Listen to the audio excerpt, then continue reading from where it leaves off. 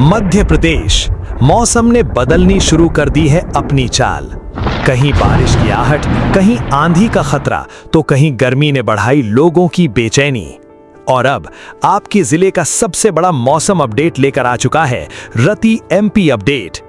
चाहे आप भोपाल, इंदौर, उज्जैन, ग्वालियर, जबलपुर, रीवा, सागर, सतना, छिंदवाड़ा, बालाघाट, शहडोल, सीधी, सिंगरौली, रतलाम, मंदसौर, धार, खरगोन, खंडवा, बैतूल, विदिशा, रायसेन, सीहोर, शिवपुरी, मुरैना, भिंड, दतिया, छतरपुर, टीकमगढ़, पन्ना, दमोह, कटनी, नरसिंहपुर, मंडला, डिंडोरी, उमरिया, अनूपपुर, देवास, नीमच और पूरे मध्य प्रदेश के हर गांव और हर शहर तक मौसम की सबसे सटीक जानकारी के लिए अभी सब्सक्राइब करें रति एमपी अपडेट को। कमेंट में अपने जिले, गांव, शहर का नाम जरूर लिखें। मानसून की पहली दस्तक के बाद अब मौसम का अगला चरण शुरू हो चुका है। अब सवाल यह नहीं है कि मानसून मध्य प्रदेश में आया या नहीं, बल्कि यह है कि अगले कुछ दिनों में इसका असर कितनी तेजी से पूरे प्रदेश में फैलता है। मौसम विभाग का अनुमान है कि अगले 3 से 4 दिनों के दौरान मानसूनी बादल लगातार आगे बढ़ेंगे और प्रदेश के बाकी हिस्सों तक भी पहुंचने की कोशिश करेंगे।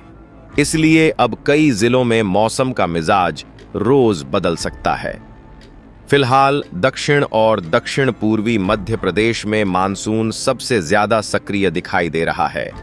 बैतूल, हरदा, खंडवा, बुरहानपुर, खरगोन, बालाघाट, छिंदवाड़ा, सिवनी और पांढुर्णा जैसे क्षेत्रों में आगे भी रुक रुक कर बारिश की संभावना बनी रह सकती है। यदि यही सिलसिला जारी रहा तो भोपाल, नर्मदापुरम, सागर, जबलपुर और विंध्य क्षेत्र तक भी बारिश की गतिविधियां धीरे धीरे मजबूत हो सकती हैं। हालांकि हर जिले में एक जैसी और लगातार बारिश होगी, ऐसा अभी नहीं कहा जा सकता। अब किसानों के लिए मौसम की सबसे अहम खबर यह है कि जहां पहली अच्छी बारिश मिल चुकी है, वहां खेतों में गतिविधियां तेज हो सकती हैं। पांढुर्णा जैसे इलाकों में मक्का और कपास की बोवनी शुरू होने लगी है, लेकिन प्रदेश के अधिकांश हिस्सों में अभी भी पर्याप्त नमी का इंतजार रहेगा। कृषि विशेषज्ञों का मानना है कि केवल 1-2 बारिश से पूरे खेत में समान नमी नहीं बनती। इसलिए बड़े स्तर पर बोवनी करते समय स्थानीय वर्षा की स्थिति को ध्यान में रखना जरूरी होगा। एक और बड़ा बदलाव तापमान में देखने को मिलेगा। जिन जिलों में लगातार बादल और बारिश का दौर रहेगा, वहां दिन के तापमान में और गिरावट आ सकती है, जबकि ग्वालियर, दतिया, सीधी जैसे इलाकों में जहां गर्मी अभी भी बनी हुई है, उमस लोगों की परेशानी बढ़ा सकती है। यानी मानसून आने के बाद भी कुछ दिनों तक गर्मी और बारिश दोनों का मिश्रित दौर देखने को मिल सकता है। अब नजर बारिश के आंकड़ों पर भी रहेगी। प्रदेश में अब तक सामान्य से 53% कम बारिश दर्ज हुई है। इसलिए आने वाले कुछ दिन केवल राहत के नहीं, बल्कि इस कमी को कम करने के लिहाज से भी बेहद महत्वपूर्ण होंगे। यदि मानसून लगातार सक्रिय रहा तो बारिश का घाटा धीरे धीरे कम हो सकता है, लेकिन यदि बारिश छिटपुट रही तो कई जिलों में खेती की रफ्तार अभी भी प्रभावित रह सकती है। कुल मिलाकर मध्य प्रदेश का मौसम अब एक नए दौर में प्रवेश कर चुका है। मानसून की शुरुआत हो गई है, लेकिन असली परीक्षा अब इसकी निरंतर सक्रियता की है। क्या अगले 3 से 4 दिनों में मानसूनी बादल पूरे प्रदेश में मजबूती से फैल पाएंगे, और क्या इससे किसानों की बोवनी को नई रफ्तार मिलेगी? यही सवाल अब सबसे महत्वपूर्ण रहेगा। आपके जिले में मौसम कैसा है, कमेंट में जरूर बताएं। अब सबसे बड़ी निगाह इस बात पर रहेगी कि मानसून की यह शुरुआती चाल कितनी मजबूत साबित होती है। मौसम विभाग के अनुसार अगले कुछ दिनों में मानसून धीरे धीरे मध्य प्रदेश के और हिस्सों की ओर बढ़ेगा। यदि इसकी रफ्तार बनी रही तो प्रदेश के अधिकांश जिलों में बारिश की गतिविधियां बढ़ सकती हैं और लंबे समय से चल रही बारिश की कमी में भी सुधार आने लगेगा। हालांकि शुरुआत में हर जगह एक जैसी बारिश होने की संभावना नहीं है, इसलिए कुछ जिलों में अच्छी बरसात मिलेगी तो कुछ इलाकों को अभी भी थोड़ा इंतजार करना पड़ सकता है।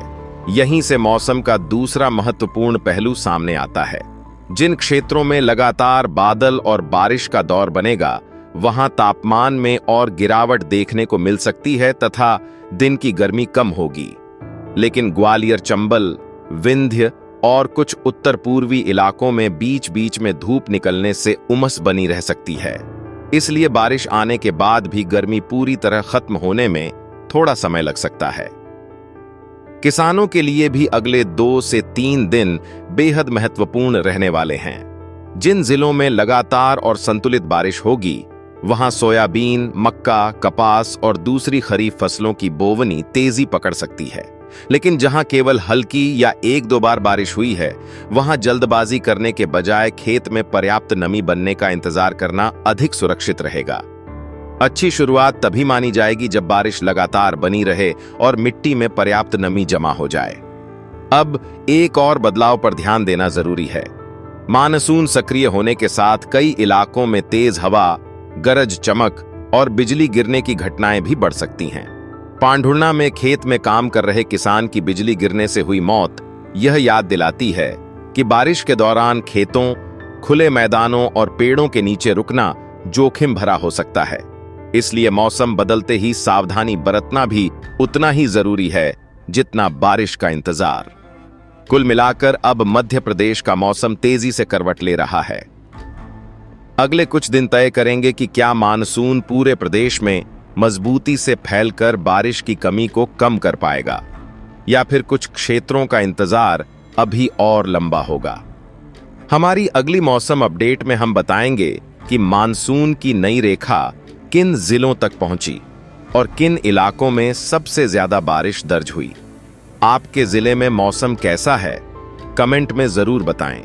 तो किसान साथियों, अभी आप जो है मध्य प्रदेश की मौसम को लेकर हमारे रिपोर्टर की जो है विस्तृत जानकारी सुने हैं। और वहीं आपको बता दें कि मध्य प्रदेश में जो है मानसून प्रवेश कर चुका है और अब देखना होगा कि मध्य प्रदेश को कितनी जल्दी जो है मानसून कवर करता है और उसके बाद में बारिश की गतिविधियां कैसी रहती है, क्योंकि इस बार जो है मानसून 9 दिन लेट जो है मध्य प्रदेश में आया है और ये जो है जून की अंतिम पड़ाव पर पहुंचा है। और बताया जा रहा है कि इस महीने में जो है जून में जो है मौसम की गतिविधियां काफ़ी सुस्त और धीमी रहने वाली है। जुलाई में जो है यहाँ पर रफ्तार पकड़ने वाली है। तो ये खबर जो है किसानों के लिए अच्छी खबर है, क्योंकि देखिए और मानसून तो ऐसे भी जो है 9 दिन लेट चल रहा है और उसके बाद में भी अभी जो है मध्य प्रदेश में आने के बाद एक बार फिर से जो है मानसून की गतिविधियों में तेजी आने की उम्मीद जो है जताई जा रही है। मौसम विभाग का भी लगातार इस पर निगरानी बना हुआ है और पल पल का अपडेट जो है जारी करते रहते हैं और उन्हीं अपडेट को जो है हमारी भी निगाहें जो है जमी हुई है, जिसको जो है आप तक की जो है आसान और सरल भाषा में उपलब्ध कराते हैं। तो साथियों, ये था मध्य प्रदेश की मौसम की विस्तृत जानकारी। आप मध्य प्रदेश के किस जिले से देख रहे हैं कमेंट करके बताइए और कमेंट में अपने ज़िले का नाम जरूर लिखना ताकि आपके ज़िले की मौसम की विस्तृत जानकारी दे सके।